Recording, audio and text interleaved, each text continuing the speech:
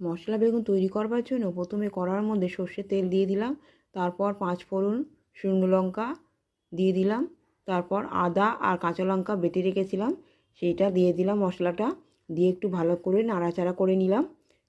নাড়াচাড়া করার পর টমেটো দিয়ে দিলাম। তারপর ওর মধ্যে সেদ্ধ করে রাখা আলু, আমি হাফ সেদ্ধ করেছি, পুরোটা সেদ্ধ করিনি, আলুটা দিয়ে দিলাম। আলুটা দিয়ে এবার একটু ভাজা ভাজা করে নেব। তারপর বেগুনগুলো দিয়ে দিয়েছি, বেগুনগুলো লম্বা লম্বা করে কেটেছি, বেগুন আর কাঁচা লঙ্কা আর মটরশুঁটি ওইগুলো দিয়ে দিলাম। পরিমাণ মতো নুন, হলুদ সমস্ত কিছু দিয়ে ভালো করে ভাজা ভাজা করে নিলাম। ধনেপাতা অল্প একটু দিলাম, আবার পরে দেব। আমি এর মধ্যে কোনো জল দেবো না আর কোনো মশলাও দেবো না। আমি একটা ভাজা মশলা তৈরি করে রেখেছিলাম, সেই মশলাটাই দিব লাস্টে।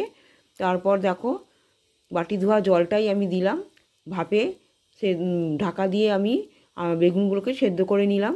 তারপর হয়ে যাওয়ার পর হয়ে গেছে, তারপর ভাজা মশলাটা আমি দিয়ে দিলাম। ভাজা মশলাটা দিয়ে ধনেপাতা দিয়ে দিলাম, একটু ঢাকা দিয়ে রেখে দিলেই তৈরি হবে মশলা বেগুন। ভিডিওটা ভালো লাগলে লাইক কমেন্ট সাবস্ক্রাইব।